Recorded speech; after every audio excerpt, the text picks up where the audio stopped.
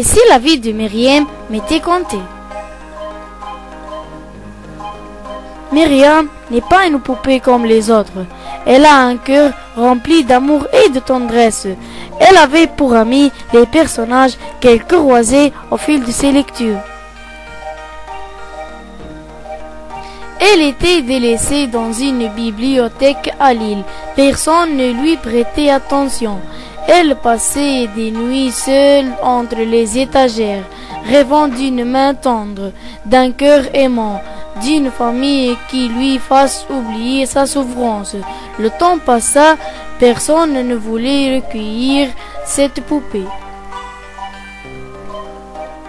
Madame Gamra, entrevoyant la poupée parmi les cartons des livres que Madame Véraud, destinés aux enfants de la Tunisie, décida de l'adopter. Myriam fut tout émue. Son cœur palpita de joie d'avoir enfin trouvé une famille après une année de solitude. Enfin, son rêve se réalisa.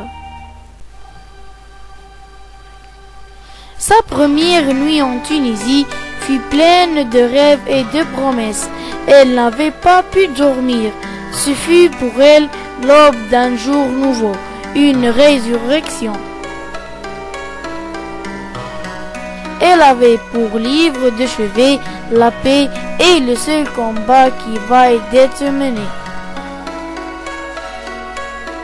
Le lendemain, elle décida d'accompagner sa mère au local de l'association. Elle fut bien accueillie par toute l'équipe. Les élèves de Sousse étaient très ravis d'accueillir Myriam dans leur classe. Ils lui offrirent un joli prénom. Elle en fut très contente. Elle n'oublia pas de visiter ses amis à Kasserine. Elle avait un cœur plein d'affection pour tout le monde. Elle passa d'agréables moments à Zarouën.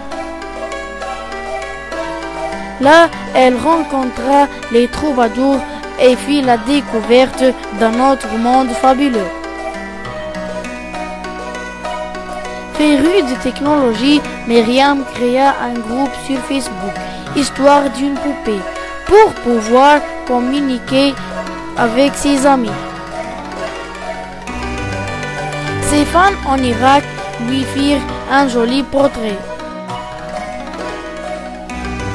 À Kérouan, elle fit la connaissance de Printy, le rossignol d'un petit écolier passionné par le théâtre.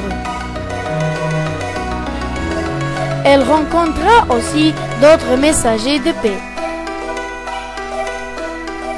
Elle était comme une muse. Elle inspirait aux enfants des poèmes, des scènes, des tableaux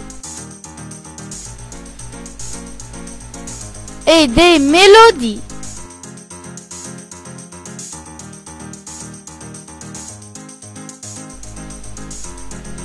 Mohamed Amin Selmi, école préparatoire Zayatine.